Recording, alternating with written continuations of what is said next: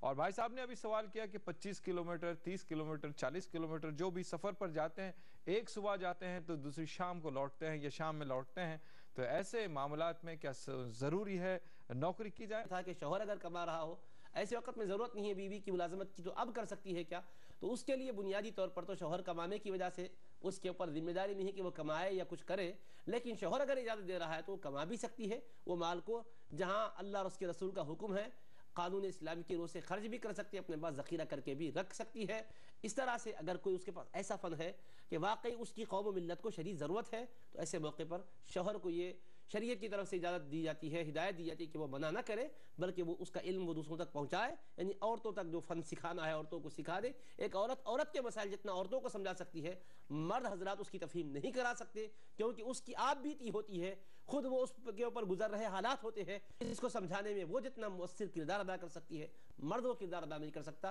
اسی حکمت بالغہ کے تحت امہات المومنین سے تعلیمی شعبے وابستہ کیے گئے تھے، تو ایسے موقع پر شوہر اگرچہ کہ کافی مالدار بھی کیوں نہ ہو، اگر عورت کے پاس ایسا کوئی فن ہے تو پھر اس کو روکنا مناسب نہیں ہے، مگر حجاب کا، حدود شریعت کا مکمل لحاظ ہونا چاہیے۔ اسی طرح سے انہوں نے کہا 25-30 کلومیٹر کا فاصلہ اگر ہے تو ظاہر سی بات ہے کہ اتنا طویل فاصلہ طے کر کے لڑکی کا جانا، اور ساتھ میں اس کے ساتھ کوئی محرم اگر نہیں ہے تو کوئی بھی دوسرے حالات سے دوچار ہو سکتی ہے۔ عزت و آبرو کو اپنے خطرے میں ڈال کے، جھوکم میں ڈال کے جانا، یہ بالکل درست نہیں ہے۔ مکمل حیا کے تقاضے جہاں پورے ہوتے ہوں، حجاب شرعی کا مکمل لحاظ ہوتا ہو، اور پھر اختلاط کی کیفیت جس سے کہ فتنے جنم لینے کے اندیشے ہوں، اس سے بچا جا سکتا ہو، تو پھر اس کے لیے اجازت ہے۔